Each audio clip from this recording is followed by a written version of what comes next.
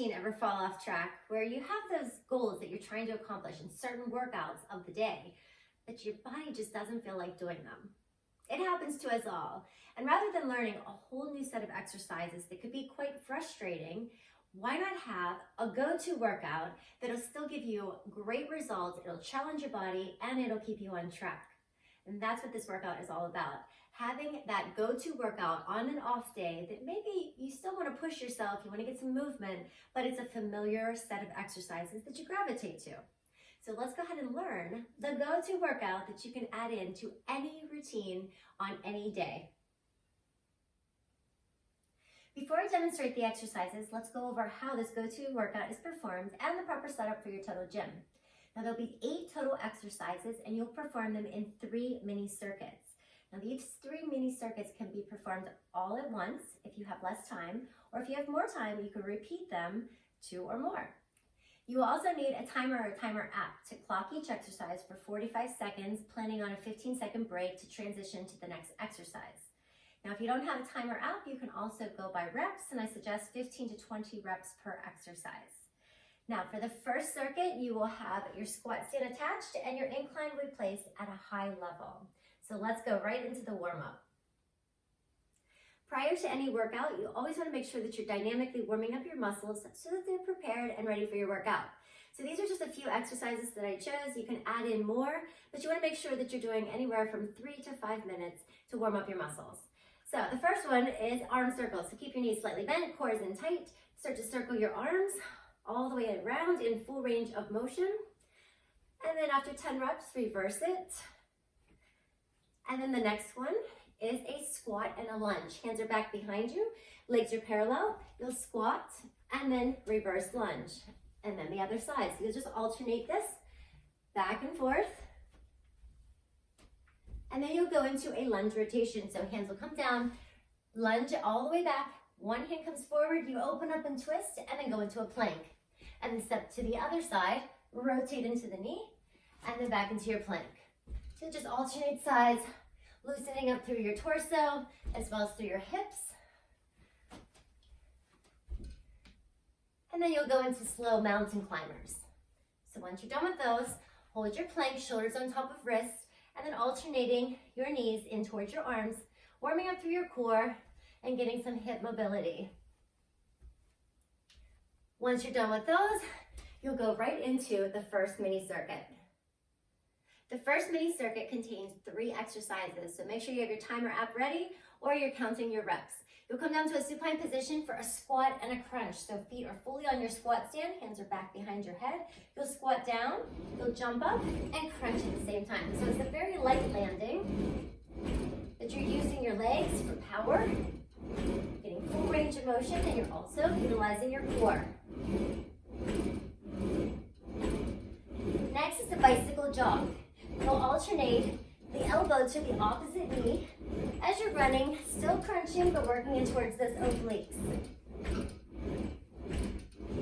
And the last exercise are single leg hops. So you're gonna take one leg out, make sure that your fingers are at the bottom of your glide board so that you keep your body positioned. You're just alternating the legs. And you can change the angle. You can go straight forward, make it go at an angle out to the side, directly down towards the floor. You can just have fun with this and just change it up. But the goal here is to land light on your feet. Make sure that your knees and toes are in the same direction. And you want to make sure that you're efficiently working your cardiovascular system. Mini circuit number 2 only contains 2 exercises, and it's all about strengthening your core and shoulders. So lower your incline and remove your squat stand. And we'll do 2 different versions, the modified version as well as advanced. So for modified, you can either keep your glide board closed and just move from your knees, or you can start from the open position, shoulders are on top of your wrists, and you're out into a plank. You'll bend your knees, sliding the glide board in, and then sliding it back out. So you want to really think about connecting your core and bring the rib cage down towards the hips. Your upper body stays nice and still while you bend through the knees. Now to advance this, we'll go into a decline position. Hands are on the bottom base, feet are onto your glide board, and then you'll have your feet at the very end. You'll tuck the knees in, and then return back into your plank. So you're gonna move nice and slow, with control, keeping your nose in front of your fingertips, shoulders directly on top of your wrists, and return to that plank position each time. And the second exercise are oblique pikes. So again, I'll show you the modified version, and then we'll go into advanced. So for modified, you'll extend out to that plank again, bring the top leg in front, and you have the lower body twisted. Shoulders are still stacked on top of the wrist. You'll slide it in, pull your abdominals in, and then return back out into your plank. Pulling the abs in, and returning back out. You want to make sure you do this one on both sides. Now for the advanced version, you just flip it around and assume a decline position. Hands are still at the bottom base. Extend out through the legs, and then twist your lower body to the side. Top leg is in front. You'll pike the hips up, and then right back into your plank. So you're working those obliques, your waistline. Keep your core in tight at all times. Very little movement of your upper body. It's more so hinging from your hip joint. So you want to make sure you're doing this one on both sides. And our third mini circuit contains 3 exercises, and it's all about strengthening your upper body. So connect your cables and adjust your incline appropriate to your strength level. You'll anchor down and either come to a seated or a kneeling position. You'll row the arms, and then you'll open them up for a fly. So you'll just alternate this position. Now to advance this and work into your core a little bit more, come into a high kneeling position and do the same exercise. Just move with control at all times.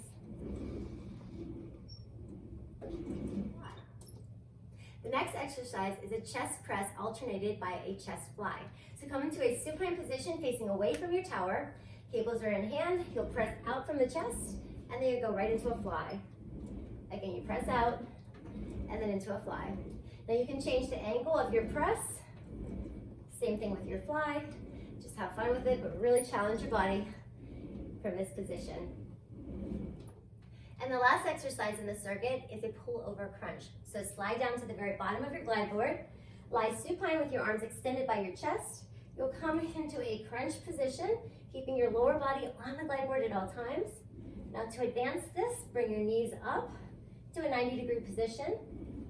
You can always extend the legs to add more of a core challenge.